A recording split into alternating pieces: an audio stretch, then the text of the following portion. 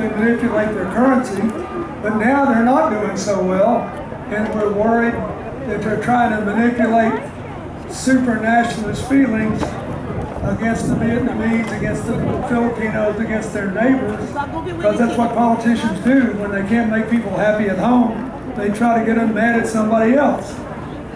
In other words, there's a lot of trouble in this old world. And we're going to decide whether we want to lead the world toward a future with bridges or a future with walls.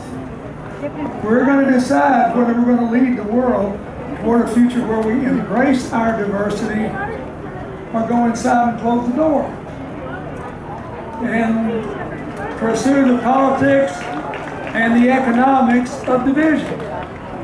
We're going to decide whether we're going to lead the world to build a future economy where we can all rise together, or really listen to this, I'll make America great again. That's a code word. I'm a white Southerner, I know. That's a code word. What it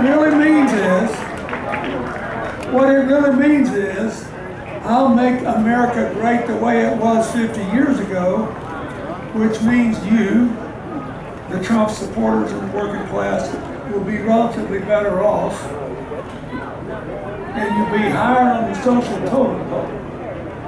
Well, if we do that, we'll lead the rest of the world down the same blind alley. You've got an elected president who can keep us safe enough and give us space enough so we can all grow, so we can all grow together, and so we can prove that the future is better than the past, that unity is to be found in diversity, not division, and that security is to be found in bridges, not walls.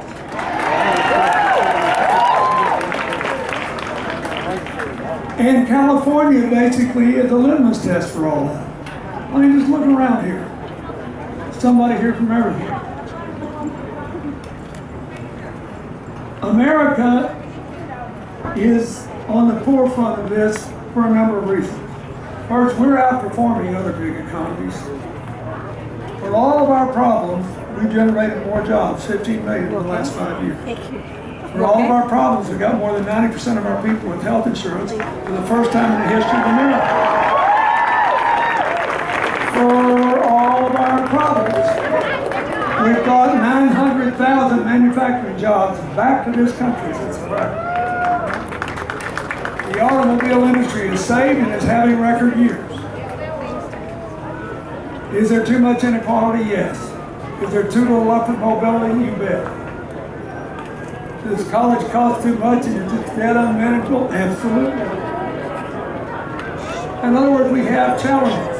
Are there places that have been totally left out and left behind? Do we have an epidemic of prescription drugs and heroin that's sweeping across America and cutting the heart out of small towns and rural America? Yeah, sure. All that's there. In spite of all that, we're in better shape than most countries because we have the youngest, most diverse workforce, because we've got the top capacity in the world to generate electricity from the sun, the wind, and other clean resources in a way that lowers power costs, increases jobs, and liberates our future from the problems of climate change. We got the best science and technology base, the best university base in the world, the best job training base in the world. We just need to re-dignify job skills training. There are plenty of people who don't need a 4-year degree to get a good middle class income if they get the training. So, Hillary should be president, A, because she got the best ideas. B, because she's the only one who's got a proven record of accomplishing things for the Republicans, all the Democrats. And C, because she's the only one with the knowledge, experience, and the esteem of the rest of the world to lead us away from the dangers of both economic and political upheaval, to give us the space we need to grow so we can pull everybody along in the right direction. Now, think about it. How would we create more jobs and raise income?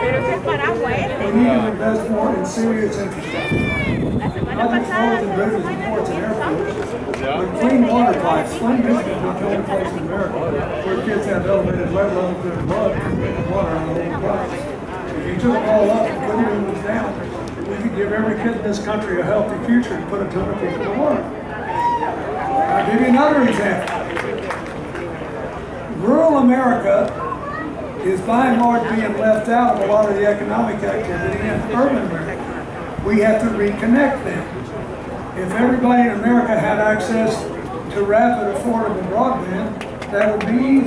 That's part of our infrastructure program. If we were able to maximize the investment in solar and wind energy in every part of America and connect it to the electric grid, we would have a tremendous impact on the economy. Hillary was put up 500 million more solar panels. Now, when I say that in California, everybody said, yeah, well, Bill Clinton's losing it. Sure, we can do it in California, but what about the rest of the country? The second state in America in the deployment of solar panels is New Jersey. How about that? We can do that anywhere. I was in eastern Kentucky at the base of Appalachia, near coal country, at Moorhead State. A little school's got a partnership with NASA. Are you an Antioch voter? They're making nano Would you be satellites. interested in signing to say? You know, your cell phones use these big That he's trying to sell that communication satellites in space. Those things cost $400 million a piece. Big satellites. At Moorhead State, teenagers from eastern Kentucky are making nano satellites that weigh 8 pounds, cost $1 million, and can do a lot of what the big ones can do.